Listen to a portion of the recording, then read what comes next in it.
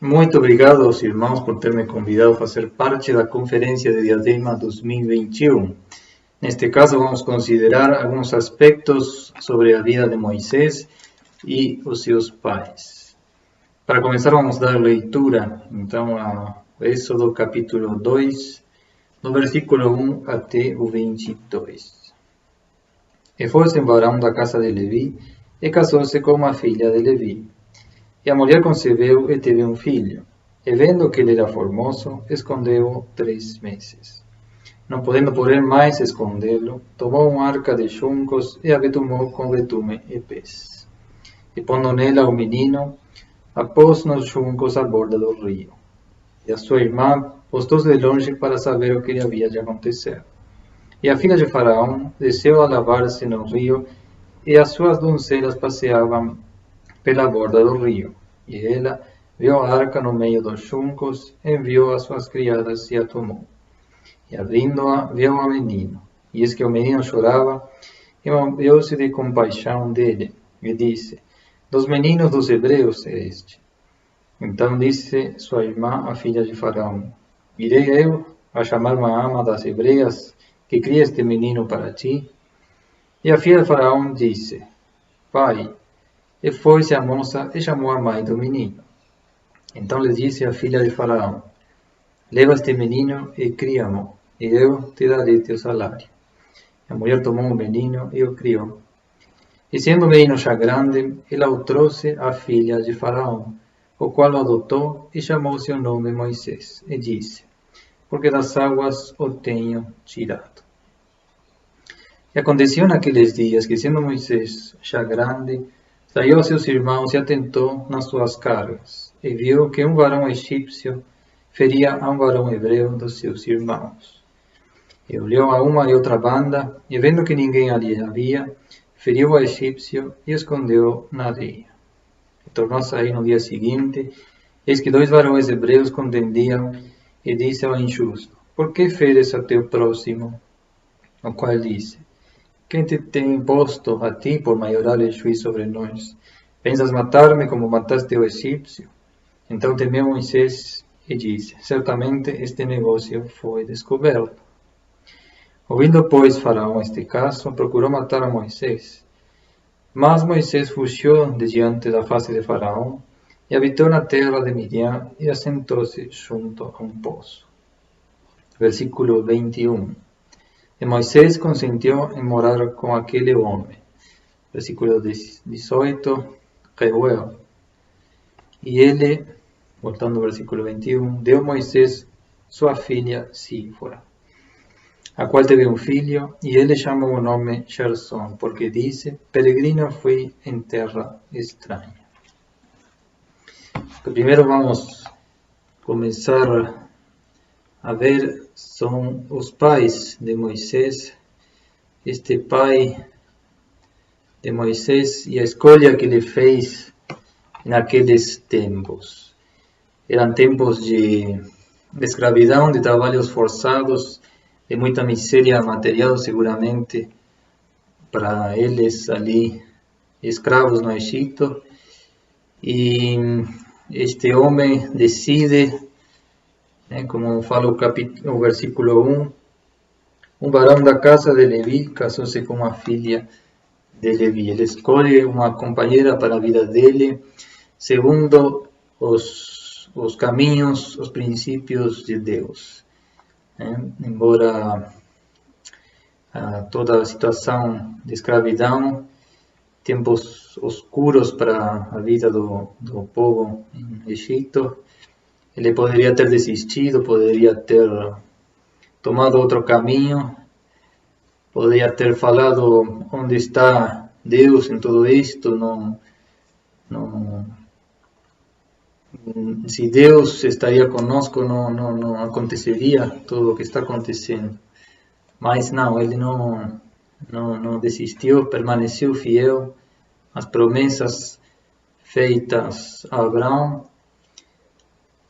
E ele decidiu formar esta família junto com a sua esposa e tiveram 3 filhos. Um deles foi Moisés. E naquele tempo que Moisés nasceu, o mandamento do governo do faraó era que lançasse aqueles meninos varões no rio Nilo e as meninas que conservassem a vida. Isso nos é dito no último versículo do capítulo 1. Então, além dos trabalhos forçados, além da escravidão, além de todo aquela situação, agora se agrava ainda mais com este novo mandamento, com esta nova disposição que Faraó estabelece ali no Egito. E para nós hoje, que podemos aprender aqui, fazendo um paralelo com um governo que mantinha o povo de Deus escravo, e nossos governos de hoje, podemos pensar. E hoje passamos esses 2 últimos anos e meio já quase de esta situação nova que estamos vivendo respeito à pandemia e quantas coisas os governos têm feito, quanta prejuízo para nós do ponto de vista material, do ponto de vista da nossa vida secular aqui na Terra, quantas provas para nós respeito aos empregos que foram perdidos, respeito às restrições que foram impostas pelos governos, respeito às percas de seres queridos para muitos e de empregos, de situações materiais que estão muito ao limite depois de toda a pandemia, né? E que fazemos com tudo isso? É uma boa pergunta e queria fazer um paralelo justamente com essa situação que o Amram e sua esposa viveram naquele tempo. O que eles fizeram? Eles permaneceram fiéis às promessas de Abraão, feitas a Abraão, respeito à terra prometida e respeito à vida que Deus queria para eles. E nós que fazemos hoje? Talvez não tenhamos passado por alguma prova diretamente dura, mas que decisões estamos tomando nos dias de hoje? Permanecemos fiéis ao Senhor enquanto a querer agradá-lo nos caminhos que Ele tem escolhido para nós? Continuamos estudando a palavra? Ou talvez abaixamos os braços pensando que logo Ele vai vir nos buscar, então não tem talvez tanto sentido fazer como aqueles do povo de Deus naquele tempo. E uma lição para cada um de nós pensar que fazemos em tempos difíceis. E embora sejam tempos mais complicados, mais difíceis, e que nunca antes talvez teríamos imaginado, nesses tempos aqui que são relatados eram muito mais complicados.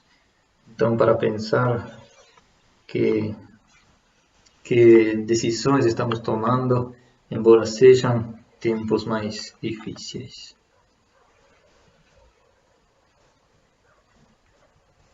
Mesmo naquelas condições que esses pais estavam vivendo, Moisés nasceu. E é relatado aqui no versículo 3 que eles não podiam escondê-lo mais tempo. 3 meses eles tiveram esse filho e não podendo, porém, escondê-lo por mais tempo, diz outras versões. Esse não podendo, aqui no começo do versículo 3, fala das limitações que eles tinham para poder conservar a vida do filho de forma segura em casa.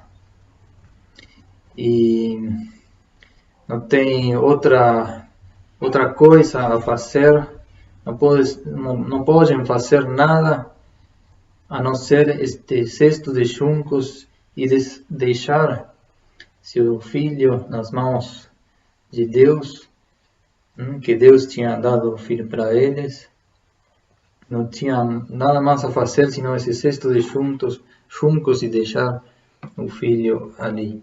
E na maneira que foi feita aquele cesto, não fala das proteções que podemos dar a nossos filhos respeito aos perigos do rio Nilo, que seria o mundo neste caso. E, embora todas essas limitações, eles tiveram fé que aquele filho iria viver. Embora Faraó tinha mandado matá-lo, eles tiveram a inteligência de fazer aquele cesto e colocá-lo no rio Nilo. E podemos, falando de limites, a fé deles, embora tenham todos esse limite de não poder fazer outra coisa, a fé deles não faltou. E que limite temos para a nossa fé hoje? A fé não tem limites. Lemos rapidamente um versículo em Mateus capítulo 17.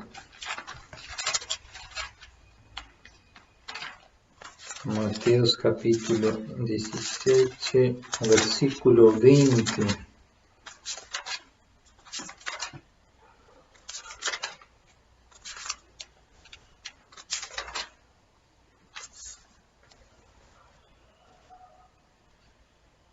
Na terceira linha fala: se tiverdes fé com um grão de mostarda, direis a este monte, passa daqui para colar, e há de passar, e nada vos será impossível. Então vemos que a fé desses pais de Moisés foi muito além das suas limitações materiais e físicas e de possibilidades que eles tinham para fazer com toda aquela imposição que o governo de Faraó tinha colocado sobre aquele povo. E aqui o Senhor Jesus fala em Mateus sobre uma medida de fé tão pequena que pode fazer algo tão grande. Então, a conclusão que podemos tirar para nós é que a fé não tem limites. Se tivermos fé na mais pequena medida, poderemos fazer grandes coisas.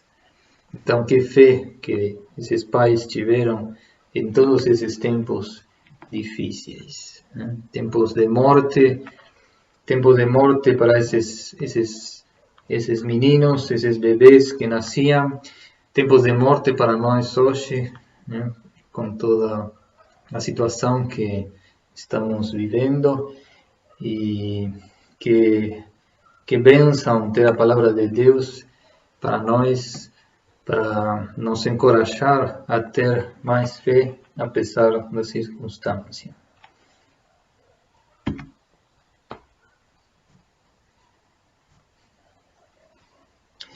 Continuando com o relato, a sua irmã postou-se, no versículo 4, de longe para saber o que lhe havia de acontecer. Aqui a irmã de Moisés procura seguir a ver aonde iria parar aquele cesto de juncos que os pais tinham feito.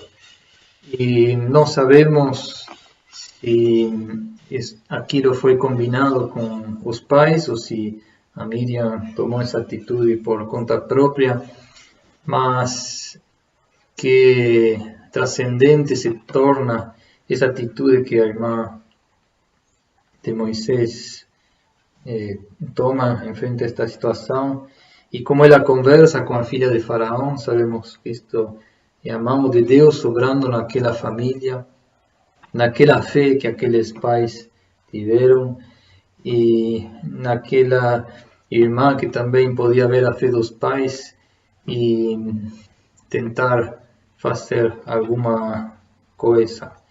E neste caso nos é descrito que ela fala com a filha de Faraó e que resultado e que recompensa para esses pais, que aquele filho deles que eles não podiam esconderlo mais tempo, aquele filho que tinham tanto medo que ele morresse por causa do mandamento do faraó, aquele filho volta para a casa deles. Que recompensa para a fé desses pais, de poder ter esse filho algum tempo mais para poder prepará-lo para logo, sim, né, a filha de Faraó vem buscar aquele menino para adotá-lo finalmente. E nesses tempos também é um ensino para nós sobre o que fazemos com o tempo, que passamos com nossos filhos. Eu falo primeiramente para mim, mas o que fazemos com o tempo que passamos com nossos filhos? É interessante considerar isso. E no versículo 8, Miriam, esta moça, a irmã de Moisés, chamou a mãe do menino. Então lhe disse à filha de Faraó: leva este menino, sem saber que era a mão de Deus obrando ali, recompensando a fé dessa mãe. Leva este menino e cria-mo, e eu te darei teu salário. E a mulher tomou o menino e o criou. Aqui vemos Deus não somente devolvendo aquele menino para a casa paternal, com os pais, com seus irmãos, sino também Deus provendo o necessário em quanto a condições materiais. Porque a filha de Faraó, neste versículo, dá um salário para a mãe do menino. E para nós hoje também, quando pensamos em como Deus obra nas nossas vidas, e como Deus provê o necessário para nós, em qualquer circunstância, talvez não seja da forma que nós queremos, da forma normal que poderia ter feito, porque vemos aqui uma família formada e um pai seguramente trabalhando muito, trabalhos forçados, sendo escravo em terra de Egito, e seguramente seu salário, seu jornal era muito abaixo não compensava nem um pouco aquele esforço que ele fazia, mas de qualquer forma Deus provê o necessário para aquela família. Que interessante a forma que Deus utiliza.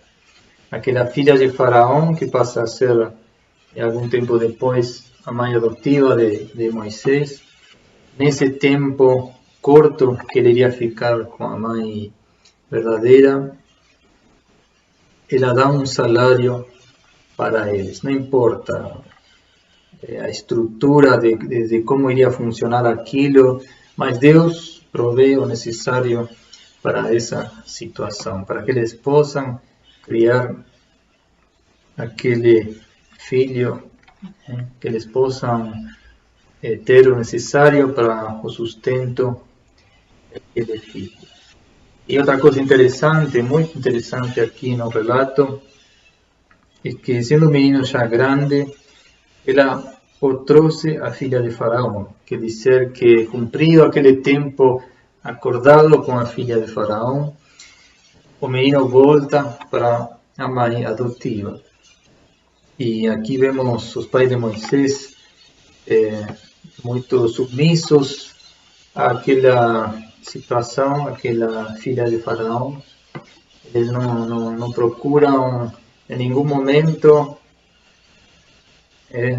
se rebelar contra a autoridade, de alguma forma tentar fugir com aquele filho.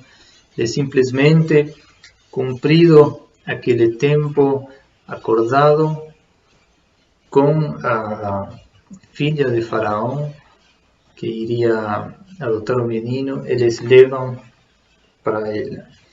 Também é um exemplo para nós hoje, apesar de aquele governo que mantinha esse povo escravo, aquele governo que mantinha aquele povo baixo esses trabalhos forçados, e naquela miséria material, seguramente, aquele povo que devia matar seus filhos varões, esses pais de Moisés não se rebelam contra a autoridade, eles não sabem o que fazer, Deus revela o que fazer naquele momento, utiliza a irmã, a Miriam, para fazer algo extraordinário realmente, que Deus se supre de aquela moça para voltar o filho para os pais, e depois, cumprido o tempo, eles finalmente entregam o filho para a filha de Faraó. E seguramente naquele tempo eles aproveitaram muito para ensinar muitas coisas para Moisés, porque depois em Hebreus vamos ver que Moisés recusou ser chamado filho da filha de Faraó. Moisés recusou os tesouros dos egípcios, e isso, sem dúvidas, foi graças àqueles ensinos que os pais conseguiram dar a Moisés no tempo que ele ficou com eles. E outra coisa interessante também é que o nome de Moisés é colocado pela mãe adotiva, pela filha de Faraó. E os pais de Moisés não procuram mudar o nome de Moisés. E então é muito, muito instrutivo para nós hoje, quantas vezes nos vemos tentados a não obedecer às autoridades e querer fazer nosso caminho, porque pensamos que as autoridades não estão fazendo certo, porque pensamos que não é tão assim como todo mundo está conversando, porque pensamos que conhecemos muito a palavra de Deus e somos cristãos, então podemos de alguma forma fazer nosso próprio caminho. Mas aqui a palavra nos ensina que em tempos muito, muito difíceis, em quanto a governo humano de imposição sobre aquele povo, essa família pode permanecer fiel aos caminhos de Deus, fiel às promessas que Deus tinha para eles e que recompensa para eles.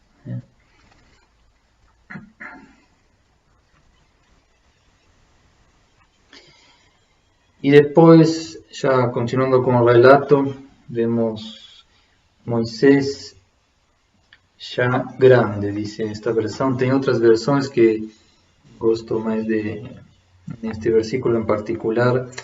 Moisés sendo já homem, né?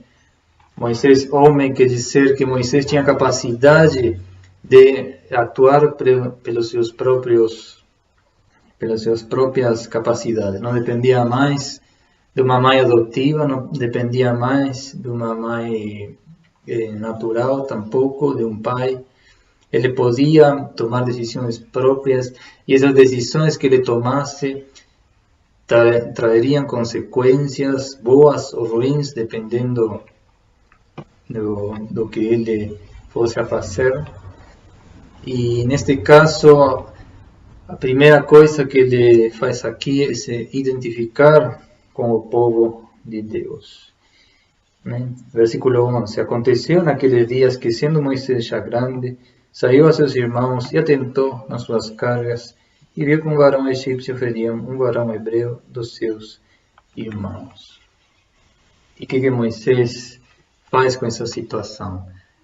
Moisés, já homem, já capacitado para tomar decisões, ele toma aqui uma decisão que não trouxe bons resultados para ele.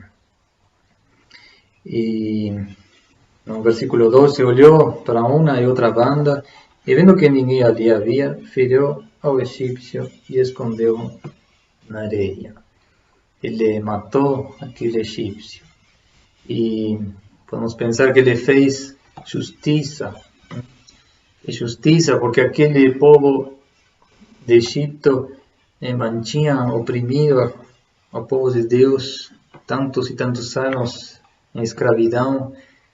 E este Moisés o sofreu desde o seu nascimento. E chegado o tempo de que ele podia atuar e tomar decisões por si próprio, ele mata ao egípcio. E que apressurado aqui Moisés, porque ele tenta, podemos dizer, ele tenta fazer, ou ele faz justiça por mão própria. Ele mata aquele egípcio, seguramente aos olhos humanos, matar aquele egípcio era algo justo, mas aqui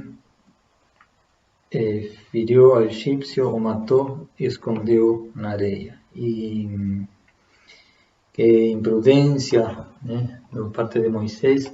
E para nós hoje, que podemos aprender com esta atitude de Moisés, quando queremos fazer justiça por mão própria. De novo, indo para o campo do governo, quando nossos governos de hoje tomam decisões tão absurdas, que nos parecem tão em contra da vontade de Deus, tão em contra a própria vida humana, os princípios básicos da vida que Deus tem estabelecido na sua palavra. E somos tentados a pensar, será que eu não tenho nada a fazer respeito ao que está acontecendo com alguma lei, de tantas leis absurdas que podemos escutar que nossos governos pronunciam? E que fazemos com isso? Talvez não vamos sair a nos manifestar em uma praça em contra a votação de alguma lei, mas talvez simplesmente alguns comentários que podemos fazer em alguma rede social. Será que queremos fazer justiça por mão própria? E aqui o Senhor, o Deus, aqui nos ensina que a vingança é dele. A vingança é dele, eu pagarei, diz um versículo. E ele, podemos dizer assim, que Deus vinga aquela morte daqueles bebês, na morte dos primogênitos, posteriormente, os primogênitos dos egípcios. Então, aqui justiça por mão própria, como você fez, não foi bom fazer, porque depois, inclusive, traz consequência para ele respeito aos irmãos dele. Os próprios irmãos depois, quem depois for o juiz agora? Você é juiz sobre nós? Não, Moisés tinha muito que aprender ainda. E Deus se ocupa dele, toma conta da vida dele. E ele forma uma família aqui na terra de Midian. Deus dá uma esposa para ele e dá um filho. O filho tem o nome de Gerson. E que interessante esse nome de Gerson, porque diz: peregrino fui em terra estranha. Ele podia olhar para aquele filho todos os dias e pensar, sou estrangeiro em terra estranha. E para nós também, que é interessante nos lembrar dia após dia que somos estrangeiros em terra extraña, por isso acontece o que acontece. E encorajemos-nos a não fazer essa justiça por mão própria quando vemos tantas coisas que aos simples olhos de qualquer cristão, de qualquer um de nós, podem parecer tão absurdos.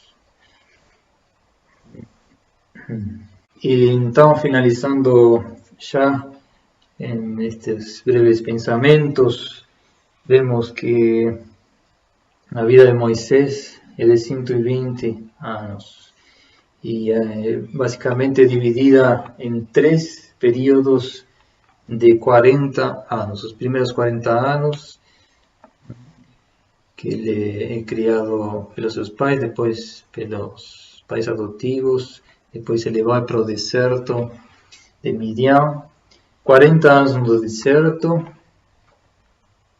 e aos 80 anos ele é chamado para libertar o povo, e 40 anos junto com o povo de Israel, sendo o líder do povo de Israel. E se tomamos nossa vida para nós hoje, uma vida de 75 anos, podemos dividi-la em 3 períodos de 25 anos. Não? E podemos nos perguntar hoje em qual etapa, qual dos 3 terços da nossa vida estamos. Eu estou no segundo terço, né? E nos perguntar e comparar com a vida de Moisés. E podemos extrair ainda mais pensamentos sobre este personagem que, sem dúvidas, tem muito a nos ensinar. Então, para terminar a palestra, sugiro que leamos alguns versículos da Epístola aos Hebreus, capítulo 11. Hebreus 11, no versículo 23, nos é dito: pela fé, Moisés, já nascido, foi escondido por 3 meses por seus pais, porque viram que era um menino formoso e não temeram o mandamento do rei. Pela fé, Moisés, sendo já grande, recusou ser chamado filho da filha de Faraó, escolhendo antes ser maltratado com o povo de Deus, do que por um pouco de tempo ter o gozo do pecado, tendo por maiores riquezas o vituperio de Cristo do que os tesouros do Egito, porque tinha em vista a recompensa. No capítulo 12, versículo 1, portanto, nós também, pois que estamos rodeados de uma tão grande nuvem de testemunhas, todas as testemunhas que o capítulo 11 relata, deixemos todo o embaraço e aqui o encorajamento, e o pecado que tão perto nos rodeia, e corramos com paciência a carreira que nos está proposta, olhando para Jesus, autor e consumador da fé, o qual, pelo gozo que lhe estava proposto, suportou a cruz, desprezando a afronta, e assentou-se à destra do trono de Deus. Considerai, pois, aquele que suportou tais contradições dos pecadores contra si mesmo, para que não enfraqueçais, desfalecendo em vossos ânimos. E no versículo 12, o despertamento. Portanto, tornai a levantar as mãos cansadas e os joelhos desconjuntados. Fazeis veredas direitas para os vossos pés, para que manqueja não se desvie inteiramente, antes seja sarado. Segui a paz com todos e a santificação, sem a qual ninguém verá ao Senhor. Que estas palavras possam nos encorajar, nos despertar para seguir os caminhos que Deus já planificou para nós, apesar de todas as circunstâncias, e que possamos nos envolver mais com a sua palavra e aprender cada dia mais dele. Obrigado.